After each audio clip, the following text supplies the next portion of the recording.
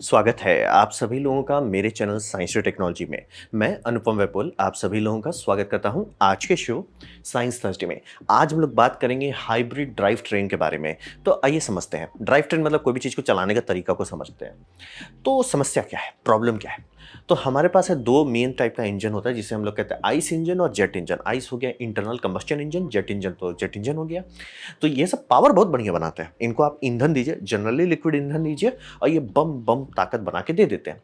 लेकिन इन सब का एक समस्या है कि इनको वेरिएशन एकदम नहीं पसंद है। यानी कि अगर आप जेट इंजन को देखते हैं तो उनका थ्रॉटल सेटिंग जो होता है मतलब ऑलमोस्ट फिक्स रहता है। ये स्टार्ट करने टाइम कर रहे हैं, इमरजेंसी में कुछ हुलू हुलू करने बात अलग है, लेकिन जहाँ एक बार वो पहुंच गया क्रूजिंग एल्टीट्यूड पे, थ्रॉटल को एक सेटिंग पे डाल दिया जाएगा, काम खत्म। खत्म सर, अब आपको दिमाग लगाना ही नहीं है, लगाना ही नहीं दिमाग। गाड़ी का इंजन हो जाए, डीजल इंजन हो जाए, लोकोमोटिव हो जाए, कुछ भी हो जाए, ये सबको वेरिएशन एकदम नहीं पसंद है। अगर आप वेरिएशन देते हैं, जैसे फास्ट एंड फ्यूरियस कुछ ज़्यादा देख लिया, आप हुई हुई हुई कर रहे हैं, आपका आरपीएम से हुई हुई भाग रहा है, तो इससे फर्क पड़ता है इफिशियंसी पे। यानी कि अगर आप इंजन ऐसे देख रहे हैं, उसको एकदम खूब आरपीएम अप डाउन कर रहे हैं, माइलेज भूल जाइए, माइलेज होता ही नहीं है, ये समझ लीजिए सारे इंजन का है। तो हम लोग को चाहिए ना ऐसा चीज़ जो रियल वर्ल्ड का जो वेरिएशंस है उसको बफर करे, यानी कि रिजर्वॉयर चाहिए। जैसे कि आप जब डैम देखते हैं, डैम से बिजली कैसे कंटिन्यूस निकलता है जबकि पानी जो इनपुट हो रहा है वो फिक्स नहीं है। आप नदी देखते हैं, कोई भी नदी आज तक ना ऐसा है ना कभी होगा कि वो एकदम इतना लीटर दे रहा है तो इतने लीटर देगा, कभी वो ज़्यादा देगा कभी कम देगा। तो बफर कैसे कर लेते हैं हम लोग की पानी मतलब जो बिजली आउटपुट निकल रहा है वो हमारे कंट्रोल में आ जाता है। वो फायदा होता है रिजर्वॉयर से। बांध के पीछे क्या होता है, रिजर्वॉयर। तो हमें वही चाहिए, बफर, कि एनर्जी ये निकाले लेकिन हम कहीं बफर कर लें उसको। तब जाके हम लोग इंजन को बोलेंगे भैया तुम जितना आरपीएम पे, जिस सेटिंग पे तुम सबसे बम बम चलते हो, सबसे ज़्यादा माइलेज देते हो, उस सेटिंग पे तुम चलो, चक्का को छोड़ दो, चक्का हम संभाल लेंगे। आपको दोनों के बीच में एक डिकपलिंग करनी है। समस्या यही है कि हमारा इंजन टेक्नोलॉजी बहुत एडवांस है, बहुत मैच्योर है, बम बम काम करता है, लेकिन उस टेक्नोलॉजी को हम लोग उल्टा चला रहे हैं। वो टेक्नोलॉजी चाहती है कि भैया हमें आप फिक्स आरपीएम दो, कि भैया हमको इतना आरपीएम पे चलना है, हम आपको कहीं पे भी ले जाएंगे, बहुत बढ़िया माइलेज देंगे। लेकिन हम लोग चाह रहे हैं नहीं नहीं नहीं, आरपीएम अभी जैसे हम ट्रैफिक लाइट्स छोड़े, धड़ धड़ा के आरपीएम बढ़ा दो। फिर हो गया कि भैया क्रॉल कर रहे, धड़ धड़ा के आरपीएम कम कर दो। फिर इधर टर्न मार रहे, बोर हो रहे हैं, फालतू का फ्लक्चुएशन हो, क्योंकि इंसानी टांग है, अप डाउन होगा। तो बहुत सारा चीज़ होता रहता है। तो वो इंजन को एकदम नहीं पसंद है, चाहे वो आप जेट ले लीजिए चाहे आइस ले लीजिए, सबको नहीं पसंद है। तो इसका सोल्यूशन है जिसे हम लोग कहते हैं इंजीनियरिंग टर्म में decoupling of the engine RPM from drive train. यानी कि आप जो चीज़ चला रहे हैं और इंजन दोनों को जो डायरेक्ट मैकेनिकल गियर बॉक्स से जोड़ देते हैं उसे हटाइए, ये डीकपल कर दीजिए। इसी को हम लोग कहते हैं आपका हाइब्रिड ड्राइव सिस्टम। यानी कि आप जैसे अगर लोकोमोटिव देखते हो, लोकोमोटिव में क्या होता है, बम बम इंजन होता है, 6000 हॉर्स पावर तक का इंजन होता है। वो क्या चलाता है, चक्का सबको नहीं। बहुत पहले यानी कि 1800s में ये डिज़ाइन ट्राई किया गया था, बाद में उसे भी हटा दिया गया। तो हिसाब ये होता है कि आपका जनरेटर जो है अल्टरनेटर चलाता है। अल्टरनेटर या जनरेटर, पुराने टाइम में जनरेटर होता था, अभी अल्टरनेटर होता है। जनरेटर चलाता है, जनरेटर उसको मोटर्स में भेजता था, मोटर्स आपका ट्रेन खींचते थे। और ये पहले से हो रहा है। और जनरेटर मैं इसलिए बोल रहा हूँ कि वो डीसी होता था और मोटर्स बहुत टाइम तक तो डीसी ही थे। अब जाके लेटेस्ट मतलब जो लोकोमोटिव है उसमें एसी मोटर आ रहा है, यहाँ पे भी अल्टरनेटर काफ़ी पहले हम लोग बदल चुके थे। तो ये टेक्नोलॉजी को हम लोग कहते हैं हाइब्रिड टेक्नोलॉजी। यानी कि जो आपका कपलिंग है वो डायरेक्ट नहीं है, बिजली के रास्ते जा रहे हैं। यानी कि जो आपका मैकेनिकल कपलिंग हो रहा है वो इलेक्ट्रिकल कपलिंग में बदल गया है। इंजन, जनरेटर, जनरेटर से मोटर और उससे आप ड्राइव ट्रेन चला रहे हो। इसी को हम लोग सोल्यूशन मानते हैं कि भैया आपको इंजन को ऐसा आरपीएम पे रखना, भैया तुम इस आरपीएम पे बम चलते रहो, लेकिन आपका ट्रेन का स्पीड अप डाउन होता रहेगा, कोई फर्क नहीं है। इंजन को आप डिकपल कर दियो कि ये जो आपका V16 इंजन ब्लॉक है ये अपना चल रहा है, इसे कोई टेंशन नहीं है कि आपका मोटर कितना दे रहा है, क्या कर रहा है, उसको कोई टेंशन ही नहीं है। आपका इंजन के पीछे आपने कितनी बोगी लगाई है उसको कोई टेंशन नहीं है। इंजन अपना आराम से चल रहा है, एक सुर में चल रहा है। जो आप लोग अगर इंजन में बैठे होंगे लोकोमोटिव में तो देखते होंगे कि उसमें थ्रॉटल्स होते हैं, थ्रॉटल का रहता है नॉच, तो वो वहाँ पे कुट कर दिए, खत्म सर, वो उस पर चल रहा है, उसको कोई फर्क नहीं पड़ रहा। उसका स्पीड भी आप नहीं कंट्रोल कर सकते, वो नॉच पे ही आपको कंट्रोल करना है। हाँ ऑब्वियसली आप देखोगे भैया ट्रेन थोड़ा धीमे चल रहा है, नॉच बढ़ा दोगे, लेकिन ज़्यादा उसको कुछ करना नहीं। इंजन आपको डायरेक्ट वो एक्सीलेटर नहीं देते कि हुई हुई कर। तो इसी को हम लोग कहते हैं हाइब्रिड ड्राइव। अब इसमें आप बैटरी जोड़ सकते हैं, जैसे कि लोकोमोटिव में बैटरी नहीं होता है, लेकिन आप जोड़ सकते हैं। जोड़ने का भी आपको दो तरीका होगा। अगर आप स्कूल में क्लास 10 से पहले थोड़ा ध्यान दिए होंगे पढ़ाई में, फिजिक्स में, इलेक्ट्रिसिटी वाला में, तो सर्किट में हमेशा हम लोग कहते हैं ना सीरियल हो सकता है या तो पैरेलल हो सकता है। तो ये आप इसमें भी कर सकते हैं। जैसे ये आपका पैरेलल होगा कि दो रास्ता से बिजली जा रहा है ड्राइव ट्रेन में, मतलब एनर्जी जा रहा है, बिजली कहना गलत होगा, एनर्जी जा रहा है वो आपका ड्राइव ट्रेन में जा रहा है। और एक होता है सीरियल की एक सीधा रास्ता से जा रहा है। तो यही होता है सॉल्यूशन। और ज़रूरी नहीं है कि ये सीरियल और पैरेलल ही हो, आराम से आजकल जब इंजीनियर थोड़ा ज़्यादा वेट फूक लेते हैं, ये दोनों को मिक्स भी कर देते हैं। या बहुत सारे इंजन ट्रांसमिशन जो कि अभी मार्केट में है हाइब्रिड सिस्टम में, वो ऐसा है ना कि वो मोड चूज़ कर सकते हैं, यानी कि कुछ-कुछ मोड में वो आपको सीधा सीरियल की तरह बिहेव करेंगे, कुछ-कुछ मोड में वो पैरेलल की तरह बिहेव करेंगे, कुछ-कुछ में मतलब आप बोल रहे हैं ना, दोनों का मिक्स का बिहेव करने लगेंगे, ये कर सकते हैं। लेकिन दो कोर फिलॉसफी यही होती है, आप दोनों में चेंज कर सकते हो अगर आपने डिज़ाइन किया, लेकिन जनरली लोग डिज़ाइन करते हैं ये दोनों में से एक में। तो सॉल्यूशन यही है कि जो इंजन का आरपीएम को चक्के के आरपीएम से अलग कर दो, चाहे वो लोकोमोटिव में हो, चाहे वो सबमरीन में हो। तो सॉल्यूशन यही है कि इंजन को माइलेज चाहिए और आपको ताकत भी चाहिए, तो यही करना पड़ेगा, डीकपल करना होगा। तो हम लोग बात करते हैं पैरेलल हाइब्रिड के बारे में। जितने भी आप गाड़ी देख रहे हैं, जैसे कि ये होंडा का हो गया, ये टोयोटा का हो गया, ये सब आपको उनके एनिमेशंस में मिल जाएंगे। तो यहाँ पे ये लोग करते हैं कि एनर्जी जो जा रहा है, यानी कि जो आपका चक्का में जा रहा है, इसके पास जाने का दो रास्ता हो सकता है। एनर्जी जो आपके पास है वो चक्का में कैसे जा रही है, वो दो रास्ते से जा सकती है। और इसमें समझिए सबसे बड़ा फायदा होता है ना कि दो कंपोनेंट से एनर्जी एक साथ जा सकती है। तो कंपोनेंट साइज छोटा होता है, यानी कि मान लीजिए आप गाड़ी किसी को बेच रहे हो कि भैया ये गाड़ी मेरी है 500 हॉर्स पावर की, तो आप ऐसा कर सकते हैं अगर आपने मार्केट स्टडी किया और पता चला कि लोग कहने को 500 हॉर्स पावर मांग रहे हैं, लेकिन रियल वर्ल्ड में रियल रोड पे वो कभी कभार ही 500 चला पाएंगे। F1 में भी यही होता है। F1 वन ऑफ दी मतलब समझिए एकदम कहते हैं ना pedal to the medal technology है, उसमें भी इंजन को ठंडा करना पड़ता है। तो ऐसा कोई जगह नहीं होने वाला कि आप ड्राइव कर रहे हो और आप एकदम चले जा रहे हो 500 हॉर्स पावर, नहीं होने वाला। तो इनको पता चल गया कि भैया सर नहीं होगा, उतना ज़रूरत नहीं है 500 हॉर्स पावर का इंजन डालने के, काम करो ना सर, आप इंजन 300 का दे दो और 300 का मोटर दे दो। तो अगर जब हम लोग को चाहिए कि 500 का ऊंफ चाहिए, 500 का ताकत चाहिए, दोनों थोड़ा थोड़ा चला देंगे। आप गाड़ी स्टार्ट कर रहे हो, गैराज से निकाल रहे हो, इलेक्ट्रिक मोटर उसको आराम से चलाता रहेगा, कोई टेंशन नहीं है सर, एकदम शांति से आराम से निकालिए, कोई टेंशन नहीं है। ऑफिस बगल में है, कोई टेंशन नहीं है, वो इंजन स्टार्ट भी नहीं करेगा। इसी को हम लोग कहते हैं प्लग इन हाइब्रिड, आराम से आपका चल रहा है। फिर आपने चला फिर आपको थोड़ा खाली रोड दिखा, थोड़ा सा फास्ट एंड फ्यूरियस का म्यूजिक आ गया, आपने एक्सीलेटर बोला दबाओ यार आज। अब आपने तो पैसा दिया है 500 हॉर्स पावर का, यहाँ पे तुम इलेक्ट्रिक मोटर बोल रहा है भैया हमें 300 से ज़्यादा नहीं है, वो 200 कहाँ से है? इंटरनल कम्बस्चन इंटरनल बोलता है भाई हम संभाल लेते हैं ना, वो चालू हो जाता है। अब वो एनर्जी डंप करने लगता है 300 प्लस जितना हॉर्स पावर उसको चाहिए। तो पीक हॉर्स पावर जो आपको मिल रहा है कि जब आपने एक्सीलेटर दबाया और गाड़ी कैसे फुर्र से भागा, उस टाइम में आप आराम से 500 का फीलिंग दे सकते हैं बिना दिक्कत के। तो ये फायदा होता है कि दो पाथ होता है एनर्जी जाने का, कि मोटर जो है आपको चला रहा है और जो इंजन है वो भी चला सकता है। कैसे ये दोनों की शादी कराते हैं दो एनर्जी की, ये अलग अलग कंपनी अलग अलग हुला करता है। जैसे कि इसमें आप देख सकते हैं कि जो आपका इंजन ब्लॉक है वो एक ड्राइव ट्रेन चला रहा है, ड्राइव ट्रेन में पैरेलल ट्रेन को इलेक्ट्रिक मोटर चला सकता है। लेकिन यहाँ एक गियर बॉक्स है, गियर बॉक्स में समझिए एक डंडी ठूस दिया गया जो मोटर से चल रहा है। एग्जैक्टली यही टेक्नोलॉजी F1 में होता है, जो आप लोग F1 में सुनते हैं ना, energy recovery system, braking system, KERS system, kinetic energy recovery system. तो उसमें भी यही होता है कि जब आप ब्रेक लगाते हैं तो वो इंजन को डिकपल कर देता है, क्लच लगा देता है, और फिर जो अभी भी चक्का घूम रहा है तो वो घूमने का एनर्जी जाएगा कहाँ? वो घूमने का एनर्जी आप ब्रेक पैड से जितना निकाल सकते हो निकालो, लेकिन ब्रेक पैड बहुत ओवरहीट होगा अगर आप ऐसा करोगे। तो उसमें एक आराम से ऐसे ही जैसे एग्जैक्ट ये सिस्टम है, यही सिस्टम आपका F1 इंजन में लगा हुआ, वहाँ पे एक जनरेटर है, वो जनरेटर की तरह लौटता है। जनरेटर का क्या मतलब है? लोड, यानी कि वो लोड डाल रहा है। लोड से क्या होता है? चक्का धीमा होने लगता है, वो बैटरी में एनर्जी जाएगा। फिर जब आपको एक्सेलरेशन चाहिए, जैसे आपने टर्न में आपने स्लो कर लिया गाड़ी को, टर्न के बाद सीधा आया, मारे एक्सीलेटर, इंजन तो फुल आरपीएम पे आ गया फटाक से, लेकिन ताकत तो नहीं है। तब ये जो जनरेटर था वो बोल रहा है कि भैया अब हम मोटर की तरह बिहेव करते हैं, हम आपको धड़धड़ा के और पावर दे देते हैं। तो यही लॉजिक F1 में जो डेवलप किया गया था, वही अब आप हाइब्रिड गाड़ी में देख रहे हैं। और ये दोनों की शादी जो है बहुत ज़्यादा सिंपल है। मुझे पहले लगा कुछ एकदम एडवांस टेक्नोलॉजी कुछ है नहीं, डंडा ही है।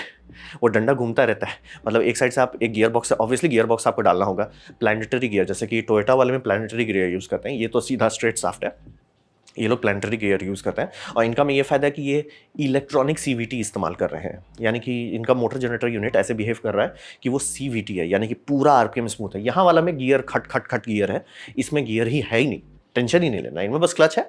और जो प्लैनेटरी गियर है वो आपसे कनेक्टेड नहीं है, वो कंप्यूटर कंट्रोल कर रहा है बैकग्राउंड में दड़ करके कैसे करना है। तो यही इसका फायदा होता है कि कंपोनेंट साइज छोटा है, कि आपका इंजन आप 500 का हॉर्स पावर का आप बेचिए, और जब लोग उसकी टेस्टिंग करेंगे उन्हें 500 मिलेगा, या उससे थोड़ा ज़्यादा भी दे सकते हैं कि पर मतलब बोल रहे ना कि आपको मतलब 300 का आप कंपोनेंट लिया, सर्च भी कर सकते हैं कि भैया 600 तक सर्च कर दो। जनरली उसको लॉन्ग टर्म नहीं किया जाएगा, लेकिन लॉन्ग टर्म कोई उतना फुल पीक पावर पर चलाता भी नहीं है। तो ऐसे करके कंपोनेंट साइज कम कर सकते हैं। और बूस्ट बोले कि आप पैरेलल कर सकते हैं, और कुछ बूस्ट थोड़ा ज़्यादा जब वीड फूक लेता है इंजीनियर, एक काम करता है कि ये जो आपका मोटर जनरेटर यूनिट है, दूसरा जो मोटर जनरेटर यूनिट है और जो इंजन है, तीनों एक साथ चला दो, तीनों पे मतलब फुल फोर्स पे अगर बैटरी उस कंडीशन में है और आप एक्सीलेटर दबाएं, तो एक्सीलेटर आजकल आप जो देखते हो मतलब ये समझिए इंजन से कनेक्टेड नहीं होता है, ड्राइव बाय वायर होता है। तो ड्राइव बाय वायर का मतलब ये होता है कि जब आप एक्सीलेटर दबा रहे हो तो एक्सीलेटर में दो डेटा वेक्टर चलता है। पहला कहाँ है एक्सीलेटर, तो उसको समझिए एक वेक्टर है 0 to 100, वो कहाँ पे है, ये आप कितना दबाए हैं, ठीक है, ये वेक्टर एक हो गया। दूसरा वेक्टर होता है कितना स्पीड से आप दबाए हैं, तो वो एक्सेलरेशन वेक्टर देता है। अब ये 1 सेकंड को आप 10,000 हिस्सों में बांटिए, उसके अंदर ये कैलकुलेशन चल रहा है।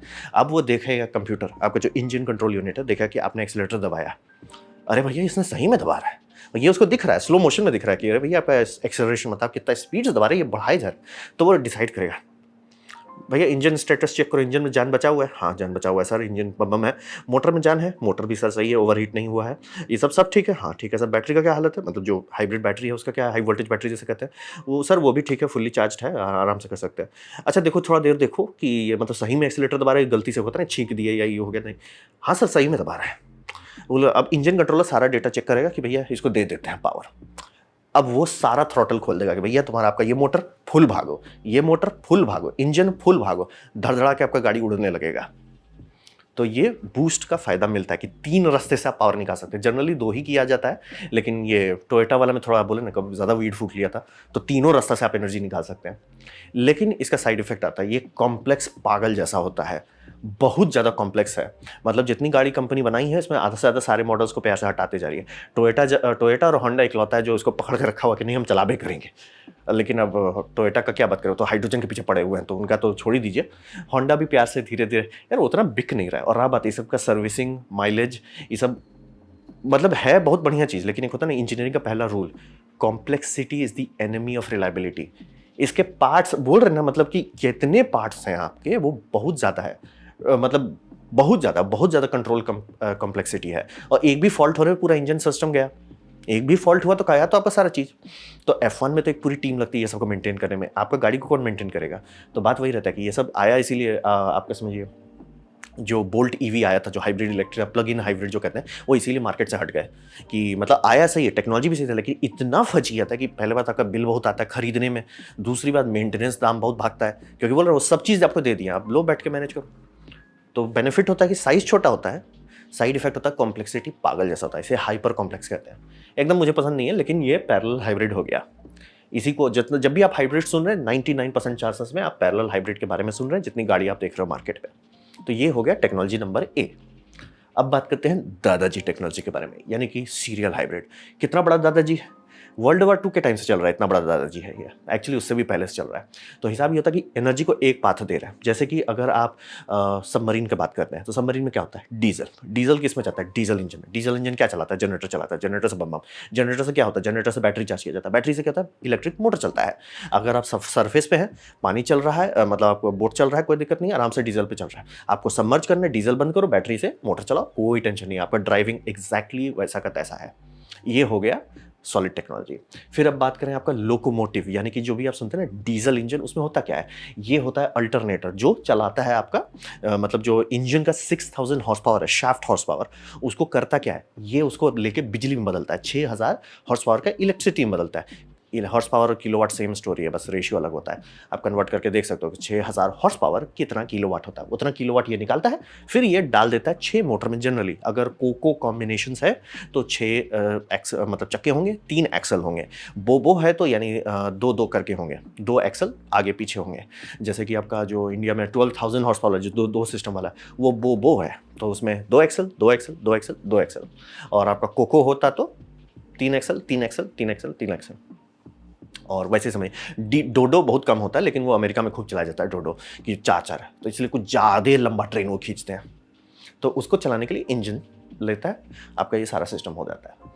इसका side effect part side huge होता है, क्योंकि अगर इसमें आप बोल रहे कि भैया मेरा 6000 हॉर्स पावर का है, मान लीजिए जनरल इलेक्ट्रिक इंजन बना रहा है, या जो भी कंपनी आपको इंजन बना के बेच रही है वो बोले भैया 6000 का है, तो उसको 6000 दिखाना पड़ेगा। और चूंकि लाइन सीधा आ रहा है, पैरेलल आप नहीं चला सकते, तो हिसाब ये रहता है कि भैया 6000 ये बना रही है, उससे थोड़ा ज़्यादा ही बना रहा है, अल्टरनेटर 6000 एक्चुअली कन्वर्ट कर रहा है, 6000 आपका उसमें जा रहा है, तो मतलब पूरा इंजन इफिशियंसी लॉस देखने के बाद भी हो सकता है कि भैया एक्चुअली इंजन 6500 बना रहा है, 500 सिर्फ वेस्ट का है, ताकि 6000 आपके चक्के पे जाए और 6000 का आपको ट्रैक्टिव एफर्ट मिले। तो इसी को हम लोग कहते हैं सीरियल हाइब्रिड। सेम होता है आपका सबमरीन में होता है। तो ये सबसे रोबस्ट टेक्नोलॉजी है, इसमें कॉम्प्लेक्सिटी एकदम कम, सिंपल होता है। इस डीजल लोकोमोटिव में इसीलिए इसे डाला गया, ये सिंपल होता है, रिलायबल होता है। और पहले ये दिक्कत था कि सब चीज़ डीसी पे चलता था। तो डीसी में होता था कि ब्रश में दिक्कत होता है कि ब्रश है, घूम रहा है कोई चीज़ तो घिसेगा, आग लगेगा, स्पार्क लगेगा, बूम हो जाएगा, होता रहता था। तो फिर थैंकफुली सिलिकॉन का डेवलपमेंट हो गया 1970s से थोड़ा पहले। तो सिलिकॉन के कारण वहाँ पे हुआ कि रेक्टिफायर बनाना पॉसिबल हो गया। तो अल्टरनेटर, क्योंकि सबसे ज़्यादा हॉर्स पावर वहीं है, तो अल्टरनेटर को ये बोल दिया कि भैया जनरेटर हटाओ, अल्टरनेटर लगा दो, वो ब्रशलेस कर दो पहले। वो ब्रशलेस हो गया तो शांति से बहुत लंबा हमारा, जितने इंडिया में आप आज़ादी के बाद लोकोमोटिव देखें, जनरली मेजॉरिटी अल्टरनेटर पे है। वो अल्टरनेटर से एसी लेता है, उसे डीसी में बदलता है, उससे मोटर चलाता है, डीसी मोटर। तो इंडिया में बहुत सारे पुराने डीजल डीसी मोटर पे चलते थे, बहुत कम है जो एसी मोटर पे चलते हैं। एसी मोटर के लिए इन्वर्टर लगाना पड़ता है, वो महंगा होता है। लेकिन हाँ, उससे फ़ायदा होता है कि कहीं पे भी ब्रश नहीं रहता, आपका पूरा सिस्टम में ब्रश कहीं नहीं है, इफिशियंसी अच्छी है, माइलेज भी बहुत अच्छा मिलता है, साइड इफेक्ट दाम भागने लगता है। तो ये इसका बोल रहे पावर में कोई स्प्लिटिंग नहीं है कि क्लच लगा रहे हैं, कि एक गियर लगा रहे हैं, एक दूसरा गियर बॉक्स लगा रहे हैं, कोई हुलूल नहीं है भैया। जनरेटर है, जनरेटर से आप बैटरी चला रहे हो या जनरेटर से आप डायरेक्ट चला रहे हो, काम खत्म, उससे ज़्यादा आपको कुछ करना नहीं है। ये बहुत सिंपल है। और बैटरी आप कितना बड़ा रखते हो वो आप पे है। हाइब्रिड सिस्टम जो कि ये चल रहा है, पैरेलल में चल रहा है, उसका बैटरी बहुत छोटा होता है। इलेक्ट्रिक गाड़ी के कंपेयर में तो मतलब इलेक्ट्रिक गाड़ी अपने लिए 30 किलोवाट आवर का आपको बैटरी बैंक दे रहा है। तो आपको पैरेलल हाइब्रिड जो है वो आपको 5 किलोवाट आवर का बैटरी बैंक देगा। अगर उसे आप सीरियल टेक्नोलॉजी पे चलाते हो तो उसे थोड़ा 10 देना पड़ जाएगा आपको, रिलेटिवली स्पीकिंग बता रहा हूँ, क्योंकि इसको थोड़ा सा ये देना होता है कि इंजन को स्टार्ट होने का टाइम, और वो पूरा पावर देगा। ऐसा नहीं है ना कि वो आपका चक्का से डायरेक्ट कर लिएगा बाईपास। तो बैटरी आपका इतना होना चाहिए कि इंजन को स्टार्ट कर सकें, स्टॉप कर सकें, और सारा काम डायरेक्टली बैटरी ही संभाल सके। तो लेकिन प्रैक्टिकली ये ज़्यादा सिंपल होता है। तो ये हो गया सीरियल हाइब्रिड। यही दो हाइब्रिड आपको जनरली देखने मिला। सीरियल हाइब्रिड अच्छा होता है, पैरेलल हाइब्रिड जब इंजीनियर्स को कोई बजट का लिमिट नहीं रहता, थोड़ा ज़्यादा फूक लेते हैं तो बना देते हैं, और बाद में पब्लिक बोलती है हाँ भैया आपने बेच तो दिया, भैया अभी मेंटेनेंस हम इसका कहाँ से करें। तो अब बात करते हैं भविष्य में क्या होगा। तो भविष्य में ये समझिए कि अगर हम लोग को आइस इंजन रखना है, जैसे कि मैं काफ़ी बार बोलता हूँ कि सबसे बेस्ट फ्यूल जो लॉन्ग टर्म में यूज़ कर सकते हैं, जिसमें कोई साइड इफेक्ट उस तरह का नहीं है कि बाकी समय कि ये दिक्कत हो जाएगा वो दिक्कत हो, ऐसा नहीं है, वो है seaweed biofuel. Seaweed biofuel one of the best है, क्योंकि वो सोलर एनर्जी को डायरेक्ट केमिकल एनर्जी में कन्वर्ट कर रहा है, और हमें केमिकल का सारा बेनिफिट मिल रहा है, यानी कि स्टोरेबिलिटी, ईजी पोर्टेबल, हाई डेंसिटी, सब चीज़ मिल रहा है। तो आइस अगर आप यूज़ करना ही चाहते हो, इंटरनल कंबस्शन इंजन यूज़ करना चाहते हो, तो उसे अगर आप सीरियल हाइब्रिड में बदल देते हो तो फ़ायदा होता है। ऐसा नहीं है कि उससे आप मतलब होते पार्ट्स तो आप अभी भी बढ़ा रहे हो, तो पार्ट्स बढ़ाने से क्या मतलब नुकसान होगा? नहीं, बहुत सारी चीज़ अच्छा होगा। जैसे कि आपका आउटपुट, क्या बोल रहे हैं ना, इंजन को आप ले लिए, बोले भैया मेरा गाड़ी बहुत हल्का है, लेकिन आपका इंजन आरपीएम बार-बार चेंज हो रहा है, माइलेज उसकी कोई मतलब नहीं है। आपका भारी गाड़ी जिसका आरपीएम ज़्यादा स्टेबल रहता है वो ज़्यादा बेटर रहेगा। माइलेज इसीलिए बहुत इंपॉर्टेंट बात है। और जो भी ट्रक ड्राइवर्स होते हैं उनका तेल का खर्चा, मतलब जो भी कंपनी उन्हें हायर करती है वो तेल का खर्चा से परेशान रहती है। तो माइलेज ज़्यादा चाहिए, आउटपुट भी चाहिए। और फिर इससे ये फ़ायदा होता है ना, जो भी कंपनी सीरियल हाइब्रिड पे काम कर रही है वो मॉड्यूलर फ्रेमिंग कर सकती है, मैन्युफैक्चरिंग कर सकती है। यानी कि मैंने भैया इसको बनाया, अब मान लीजिए कल को गवर्नमेंट बोलता है कि हम सीवीड बायोफ्यूल करेंगे, कोई दिक्कत नहीं है सर, हमने इंटरनल कंबस्शन इंजन लगा दिया, कोई दिक्कत नहीं है। फिर बोलती है नहीं नहीं नहीं, हम वीड फूकेंगे, हम हाइड्रोजन पे करेंगे। ठीक है सर, आप हाइड्रोजन फ्यूल से एग्जैक्टली वही टेक्नोलॉजी रहेगी, it will still be a serial ये मतलब सीरियल हाइब्रिड सिस्टम रहेगा। आप बस हाइड्रोजन टैंक डालिए, हाइड्रोजन फ्यूल सेल डालिए, लॉजिक जो का त्यों रहेगा। फिर आपका हो गया कि नहीं हम अमोनिया से चलाना चाहते हैं, आप क्या लगाना चाहते हैं सर, फ्यूल सेल लगाना चाहते हैं कि कंबस्शन इंजन लगाना चाहते हैं, कंबस्शन चाहते हैं, ठीक है लगाइए सर, कोई चीज़ नहीं चेंज हो रहा है। फिर जैसे ये एक इंडियन कंपनी है, काम कर रही है टरबाइन जनरेटर लगा के ट्रक चलाने का, ठीक है सर टरबाइन आप लगा दो, कोई टेंशन नहीं है, ये सीरियल हाइब्रिड में है, एनर्जी बन रहा है, बैटरी में जा रहा है, बैटरी से सब चीज़ चल रहा है, तो कोई दिक्कत नहीं है, आप आराम से स्वैप कर सकते हैं। जैसे कि ये यूरोप में हो रहा है कि भैया हम हाईवे के ऊपर इलेक्ट्रिक लगा देते हैं, शांति से सारा प्रॉब्लम सॉल्व हो जाएगा। लॉन्ग डिस्टेंस के लिए जब ट्रकिंग पे चलना है तो शांति से ये इलेक्ट्रिक हाईवे इस्तेमाल करेंगे। कर लो सर, अभी भी सीरियल हाइब्रिड रखो, कोई टेंशन लेने की ज़रूरत नहीं है। तो ये जो टेक्नोलॉजी हमारे पास है उसका क्लेवर यूज़, जैसे बोला ना डीजल लोकोमोटिव क्लेवर था कि इसलिए भैया ऐसा गियर बॉक्स नहीं बना सकते जो 6000 हॉर्स पावर को ठीक से इधर से उधर कर सके और रेंज दे सके, नहीं कर सकते। तो क्या करते हैं भैया, उसे इलेक्ट्रिसिटी में बदल देते हैं। इलेक्ट्रिसिटी पे हमारा कंट्रोल है, उसके बाद अपने हिसाब से हम लोग एडजस्ट करते जाएंगे। ये हो गया। तो वही समझिए कि आप उसको किसी भी तरह से बदल, जैसे यहाँ पे जेट इंजन लगाने की बात हो रही है, इंटरनल कंबस्शन तो आता ही है मार्केट में, फ्यूल सेल आता है कुछ कुछ कंपनी का मार्केट में, या कुछ भी और, जैसे कि ये तो हो गया कि भाई हम शांति से ऊपर ओवरहेड वायर से बिजली लेंगे, वो भी आप कर सकते हैं। अब फिर बात करते हैं, क्योंकि सामान आप ज़्यादा डाल रहे हो, मतलब इंटरनल कंबस्शन, गियर बॉक्स, चक्का, आप उसमें आप बोल रहे हो कि हम जब मोटर जनरेटर यूनिट 2 ठो मोटर जनरेटर यूनिट लगाएँगे, तो सामान तो बढ़ रहा है, तो सामान का वज़न कैसे करें? वज़न जितना कम रहेगा उतना अच्छा रहेगा। वज़न कम करने के लिए नया टेक्नोलॉजी चाहिए, तो कौन-सी नई टेक्नोलॉजी है? PCB axial flux motor generator unit यानी कि ये वाला पप्पी। ये क्यों? क्योंकि इसका वज़न और साइज़ दोनों छोटा होता है, यानी कि आपको वॉल्यूम का भी दिक्कत नहीं होने वाला है और ना ही वेट का दिक्कत होने वाला है। ये हम लोग को और आगे तक ले जाए, ये ऐसा इन प्रिंसिपल बना सकता है कि आपका इंजन का एग्ज़ैक्ट वेट और मतलब साइज़ एग्ज़ैक्ट वहीं का वहीं रह जाएगा जितना आपका इसमें था, क्या बोलते हैं, गियर बॉक्स में था। मतलब गियर बॉक्स का वज़न लीजिए और साइज़ लीजिए, उतने के अंदर आप फिट कर पाएँगे। बैटरी बॉक्स आप अपने हिसाब से डिसाइड करोगे, लेकिन मेन जो ड्राइव ट्रेन है, वो आपका ज्यों का त्यों रहेगा। ये करना पॉसिबल हो जाएगा और इससे इमिशंस कम हो गए, क्योंकि ये समझिए इंजन का जो सबसे ऑप्टिमम आरपीएम होता है, उसमें नॉक्स पॉल्यूशन, सल्फर इमिशंस और ये सब बहुत कम होता है। लेकिन अगर आरपीएम बहुत करते हैं तो आप लोग देखते हो इंजन, डीजल इंजन स्टार्ट होता है, काला-काला धुआँ निकलता है। एक बार जब गर्म हो जाता है, इट्स लाइक हम सँभाल लेंगे। वो उसका परफेक्ट आरपीएम है। परफेक्ट आरपीएम पे इंजन को रखिएगा, माइलेज बहुत अच्छा देगा, इमिशंस कम करेगा और एनर्जी रिकवरी भी डाल सकते हैं। ये ट्रक वालों के लिए बहुत इंपॉर्टेंट है। क्यों? क्योंकि ट्रक के पीछे का जो वजन है वो चेंज होता रहता है। ट्रक जैसे गाड़ी जो बनाया जाता है, गाड़ी का वजन उतना चेंज नहीं होता है। उसके अंदर एक आदमी बैठे या 6 आदमी बैठे, गाड़ी ही वजनी चीज़ है। उसका टोटल वेट चेंज है। ट्रक में आराम से होता है। ट्रक 1x है, आपने 2x का उसमें सामान डाल दिया, 3x का सामान डाल दिया, उसका वजन चेंज होता है। तो ब्रेक्स की बोलते हैं बार-बार बैंड बजता है। अगर उसके जगह पे एनर्जी रिकवरी ब्रेकिंग डाल देते हैं, जो कि ये कर सकता है, कोई टेंशन नहीं है सर, आराम से। क्योंकि वो एनर्जी जाएगा कहाँ? बैटरी है सर, बैटरी आराम से एब्ज़ॉर्ब कर लेगा एनर्जी। तो बहुत अच्छा ये यूज़ है। ये डिज़ाइन मुझे इंडियन लोगों का बहुत अच्छा लगा कि भैया शांति से जेट इंजन लगाओ, शांति से बैटरी लगाओ, शांति से ड्राइव ट्रेन लगाओ, कोई लोड नहीं लेना है। इनका है कि भैया हम ये तो काफ़ी ज़्यादा चीज़ कर रहे थे कि हम सीएनजी से भी चलाएँगे और वो ओवरहेड भी करेंगे। इंजीनियर बोला ठीक है भाई, मैं सीरियल हाइब्रिड बना देता हूँ, आप उसके ऊपर को जो करना है करो। पीसीबी मोटर और generator technology with axial flux सारा डेंसिटी इतना बढ़ा सकता है कि ये सारा चीज़ बहुत छोटे में होगा। और बाय द वे सीमेंस एक एक्चुअल एयरक्राफ्ट बनाया था, छोटा एयरक्राफ्ट जो कि सीरियल हाइब्रिड पे ये चल रहा था। एयरक्राफ्ट उड़ रहा था, मतलब डीजल इंजन है, मतलब जो कंबस्चन इंजन है उससे एनर्जी निकल रही थी, उससे मोटर जनरेटर चल रहा था, उस मोटर जनरेटर से इलेक्ट्रिकल प्रोपेलर चल रहा था, वो प्रोपेलर उड़ रहा था और वो लोग एक्चुअली ज़्यादा माइलेज पा रहे थे। इसीलिए बोला कि इंजन आरपीएम को अगर आप अलग कर देते हो कि भैया तुमको ड्राइव क्या चाहिए और इंजन को क्या चाहिए, दोनों को अलग अलग चीज़ कर दो, बहुत ज़्यादा माइलेज मिलता है। सोचिए प्लेन जैसा चीज़ में उनको ज़्यादा माइलेज मिल रहा था। तो यही अच्छा टेक्नोलॉजी है जो हमारा अगर कंबस्चन पे ही जाते हैं तो भी अच्छा है, हाइड्रोजन पे जाते हैं तो भी अच्छा है और कुछ भी और करते हैं यही अच्छा रहने वाला है। तो ये था मेरा प्रेजेंटेशन हाइब्रिड ड्राइव ट्रेन के बारे में। उम्मीद करता हूँ आपको अच्छा लगा, कुछ सीखने मिला, कुछ समझ में आया हो। अगर ऐसा है लाइक कर दें, दोस्तों से शेयर कर दें, उससे मेरा काफ़ी भला होगा। नहीं अच्छा लगा, नहीं पसंद आया, कोई बात नहीं, आप डिसलाइक दबा सकते हैं। मैं कहूँगा डिसलाइक 2 बार दबाएँ, उससे मुझे पता चलेगा कितना नापसंद हुआ है। मैं आपसे कहूँगा कमेंट लिखें, मैं हर कमेंट को पढ़ने की कोशिश करता हूँ। आपसे कहूँगा सब्सक्राइब कीजिए, बेल दबाइए अगर आप फ्री हैं तो। आपने मेरा वीडियो देखा, जान के मुझे बहुत खुशी हुई। धन्यवाद।